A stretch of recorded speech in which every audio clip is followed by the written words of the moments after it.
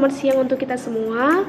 Pertama-tama saya ucapkan terima kasih kepada Tuhan Yang Maha Esa untuk kesempatannya saya bisa membuat video presentasi ini sebagai pelengkap tugas mata kuliah Antropologi Hukum.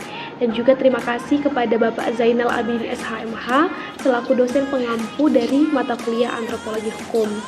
Nah, sebelum saya mempresentasikan hasil presentasi saya, perkenalkan nama saya Milanova Angel Rodearni Purba. Saya dari kelas 1 Eksekutif Hukum. Oke, baiklah. Saya langsung saja akan mempresentasikan hasil dari resume buku saya. Adapun buku yang saya resume berjudul Sebuah Bunga Rampai, dan untuk bab yang saya resume berjudul Beberapa Catatan Metode Kasus Sengketa yang digunakan dalam Antropologi Hukum. Oke, pada bab ini substansi penting yang saya ambil yaitu pertama mengenai pendekatan metode sengketa. Pada bab ini dijelaskan pendekatan metode sengketa itu ada 3. Yang pertama yaitu pendekatan metode ideologis, kemudian pendekatan metode deskriptif, dan ketiga adalah pendekatan metode studi kasus. Nah, cara yang pertama yang tadi adalah metode ideologis. Metode ini membawa kita kepada aturan atau norma, di mana pada cara ini mengungkapkan aturan-aturan yang menjadi pedoman kelakuan dan juga menjadi tolak ukur bagi pelaku. Contohnya ini sering dilakukan dengan cara memberikan kuesioner tentang aturan-aturan kepada masyarakat yang akan diteliti. Kemudian yang kedua adalah cara deskriptif, yang artinya pada cara ini adalah yang dilakukan pengamatan akan tindakan-tindakan manusia dan informasi mengenai tindakan atau perilaku secara umum. Jadi pada cara ini hasil penelitiannya bersumber pada penelitian lapangan. Kemudian cara yang ketiga yaitu adalah studi kasus, berarti mencari kejadian yang mengungkapkan masalah-masalah. Jadi di sini dicari beberapa kasus atau masalah, bagaimana terjadi pertentangan, pertikaian, konflik, dan mempelajari bagaimana masalah itu terjadi, bagaimana bergulirnya sampai selesai, siapa yang terlibat, apa yang disengketakan, apa yang dilakukan di masyarakat. Nah, itulah pada cara yang ketiga ini. Kemudian Hobel dan rekannya menekankan bahwa ketiga metode itu sebenarnya saling berkaitan dan tidak dapat dipisahkan gitu.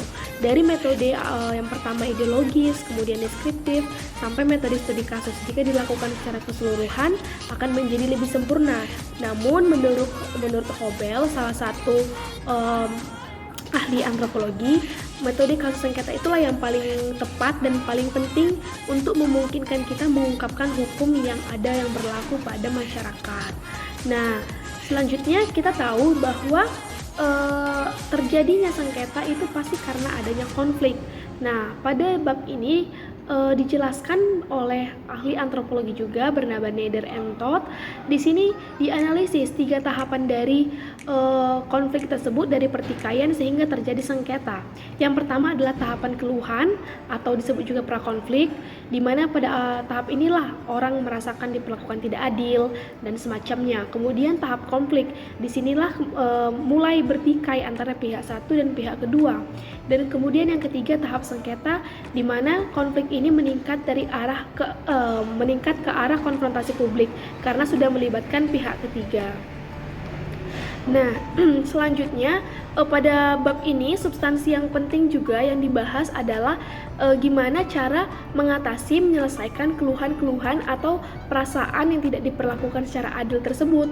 Nah, Neder and Todd memaparkan ada beberapa cara dari cara penyelesaian sengketa-sengketa ini. Yang pertama, seringkali cara yang pertama ini adalah membiarkan saja.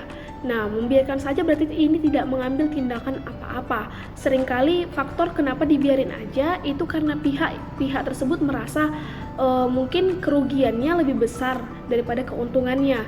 Kemudian kurangnya juga akses ke lembaga peradilan, seperti itu. Kemudian cara yang kedua dalam penyelesaian sengketa adalah mengelak, di mana pada cara ini pihak yang merasa dirugikan memilih untuk berhenti melanjutkan hubungan dengan pihak kedua gitu. Jadi ini nggak diproses tapi dia memutus hubungan, artinya nggak ada lagi hubungan selanjutnya dengan pihak kedua. Nah kemudian tahap yang ketiga adalah paksaan atau coercion. Nah pada pihak ini terjadi adanya paksaan antara salah satu pihak dengan pihak yang lain menggunakan kekerasan atau ancaman untuk menyelesaikan sengketa tersebut.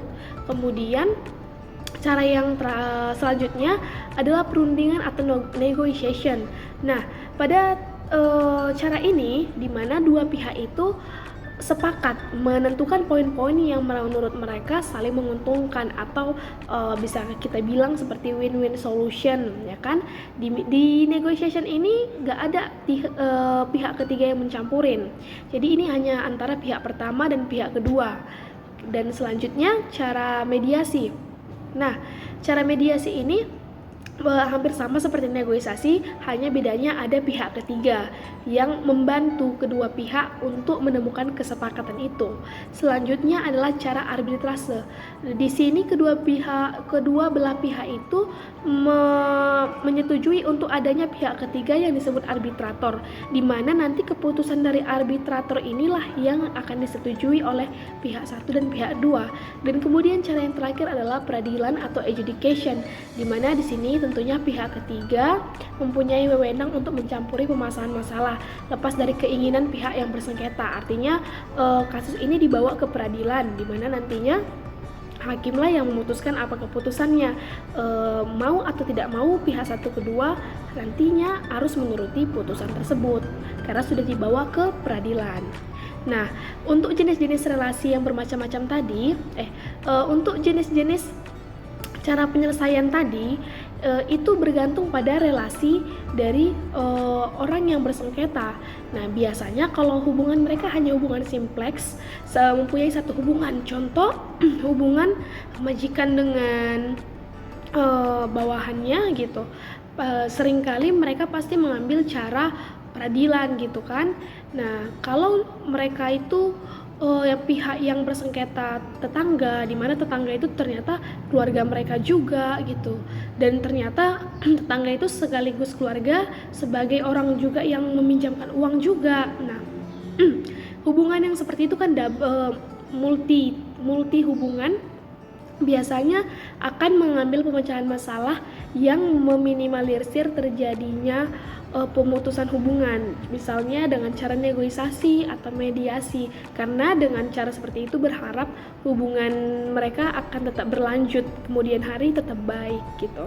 Nah, itu saja teman-teman, dan itu saja yang bisa saya sampaikan hasil dari resum bab 6 ini. Nah, terima kasih sudah mendengarkan video ini. Saya ucapkan terima kasih kepada Bapak dosen sudah memberikan kesempatan, dan semoga apapun yang saya sampaikan kurang lebihnya saya mohon maaf, dan saya undur diri dan saya ucapkan terima kasih.